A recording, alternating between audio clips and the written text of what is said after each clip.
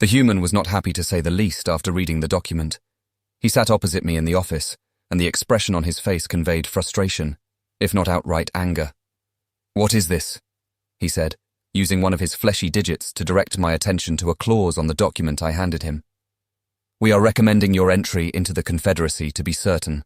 Almost everyone in the Confederacy voted yes for it, however," I said, my eye stalks looking him straight in as calm a manner as I could. He sighed, annoyed. "Here we go." After a moment's pause, I continued. "However, we have taken an extensive look at your history and are making recommendations for restrictions on military expansion and private security operations in order to control your apparent militant tendencies." He interrupted me, matching my statement word for word. "Jesus, here we go again," he said, scaring everyone in the room by slamming his fist on the table. "I don't understand. The recommendations are entirely reasonable. You just need to, calm down," I said after regaining my composure. "We are fucking calm," he yelled out. His voice echoed through the station. Every other species on the station suddenly went to a state of alert. He sat back in his chair and held his forehead in his hand. "Do you know why we are so militant?" I was treading a thin line here. There wasn't much I could say without receiving a punch, and considering human bone density, I wasn't willing to risk it. "No, we are just considering the historical facts." Spoken like a true politician. He smiled at me, though not in the way that conveyed a sense of happiness, more like he had heard this 1,000 times over, and then 1,000 times more. I'm sorry? "We are a militant species because we are a naturally rebellious one. Every war we have ever fought was because of idiots suddenly coming to the conclusion they could tell us what to do. We hate being told what to do or how to do it more than we hate anything else. Every accomplishment we have ever made is, in its deepest essence, our attempt at finding better ways to hunt down despots and tyrants." He stood from his chair, leaning close to me with his hands on the table, in order to enjoy the screaming we inflicted on them. I swallowed audibly. My skin turned a pale green, indicating sheer terror. Everyone else also was taken aback by that statement.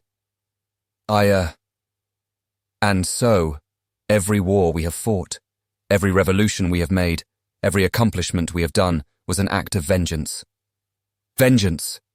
Against those who wronged us. Any human worth the salt in their blood wants nothing more than to live in peace and quiet.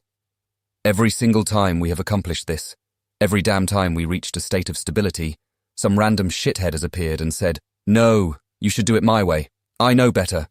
And the result was a war that saw that very same idiot hanged by his codpiece from a lamppost. His voice reverberated through the entire station, in spite of the pressure ceiling. But we... I was barely able to speak, so terrified was I of this creature. "The First World War was the stupidest war we ever fought. To this day, we have never forgiven our monarchies or leadership, forever daring to think they could just toss millions of men into the nearest machine gun nest to stroke their ego. That's why we don't have monarchies anymore, all abolished, all illegal." He stared straight at me, as if his eyes were piercing my soul. "Every war we have ever fought, and every accomplishment we have made, has been out of the need to hear a tyrant's final screams. For 2,400 years, our entire existence has been dominated exclusively by our resistance to tyranny. Nature made hurricanes. We created missiles that diffused them. We had earthquakes. We responded by welding fault lines shut. Space refused to allow us to get to it, so we built rockets. Tyrants rose up and attempted to ruin us for whatever insane reason. We put them down and burned their families in front of them." He slammed both hands on the desk. "Am I to understand that here, at the greatest hour our species has yet to imagine, of being a part of something far greater than we could have imagined, you are attempting to tell us what we can or cannot do? Here's a tip. We outlawed tyrants. We outlawed others telling us what to do. We outlawed tyranny. We outlawed the process of becoming a tyrant, of gaining undue control. That's why we fight among each other so much."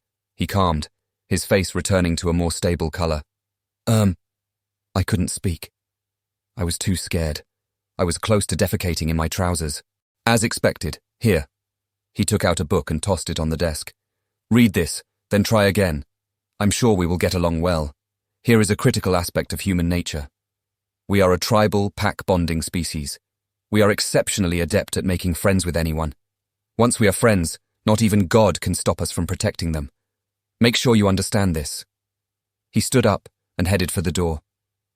I looked at the book. It had the picture of a mass grave on the cover. It read, Human Nature, a Primer.